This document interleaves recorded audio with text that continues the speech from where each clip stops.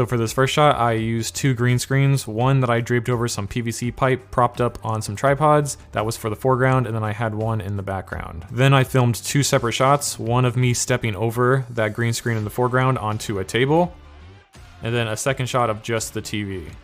I brought both of those clips into Premiere, masked out myself and the table from the green screen clip, used Ultra Key to get rid of the green, dragged my TV footage under the green screen clip, rescaled and positioned the shot of me to line up with the bottom of the TV, duplicated that footage, repositioned it, brought the brightness down, increased the contrast, and then dropped the opacity to create a shadow. Then the last thing I did was take a screenshot of the Disney Plus menu screen, scale that down and reposition it to fit the TV, and after all that I have my final result.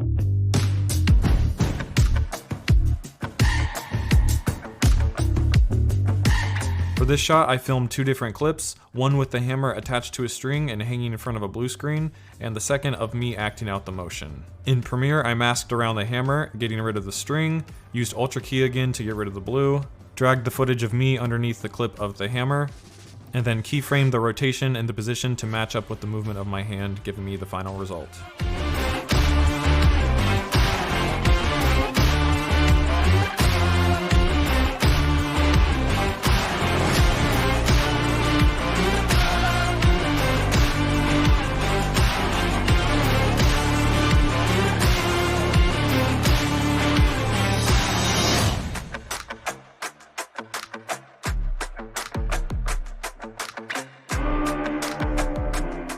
Okay, so for this shot I filmed 4 different clips. The first one was of me in the car acting out like it was taking off and flying, and the green screen in the background.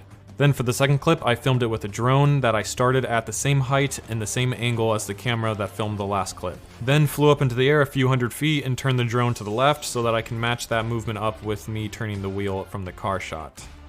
Then for my last 2 clips I did the same thing, but I shot through the trunk towards the front of the car so I could get another angle in there through the windshield. Filmed my other clip of the drone taking off and turning to the left, then brought all those clips into Premiere, keyed out the green, dragged the drone footage under the clips of me in the car, then timed up the turning of all the clips to give me the final result.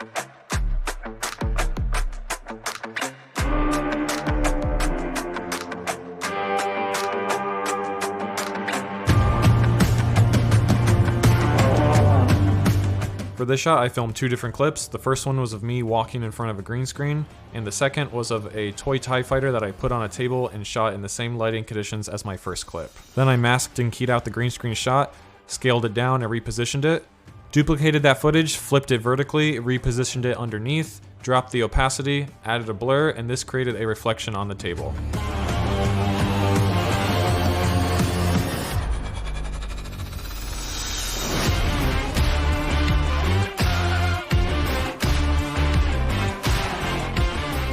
For this final shot, I took my green screen and laid it down across my driveway, then took a beam that I could walk across and stacked it on a few bricks. To record my footage, I took a GoPro and attached it to a head strap and wore that as I walked across the beam. After I was done shooting that, I took the footage and brought it into After Effects and tracked it inside of Mocha. I tracked this log on the side of the frame that I was using to hold down the green screen. After Mocha was done tracking, I jumped back into After Effects and applied that tracking data to a null object. Then I key and mask out the green screen footage so I'm just on a black background. Then I went onto Adobe Stock and signed up for a 30-day trial. They give you 10 free downloads, and I found this image of a top-down view of a street from a building. I rescaled and positioned the image how I wanted it in my shot, parented that image to the null object, and then turned on motion blur for the image, and then I was finished.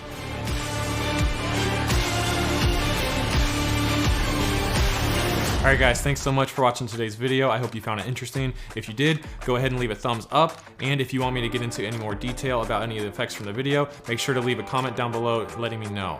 So, thanks again for watching, and I'll see you guys next time.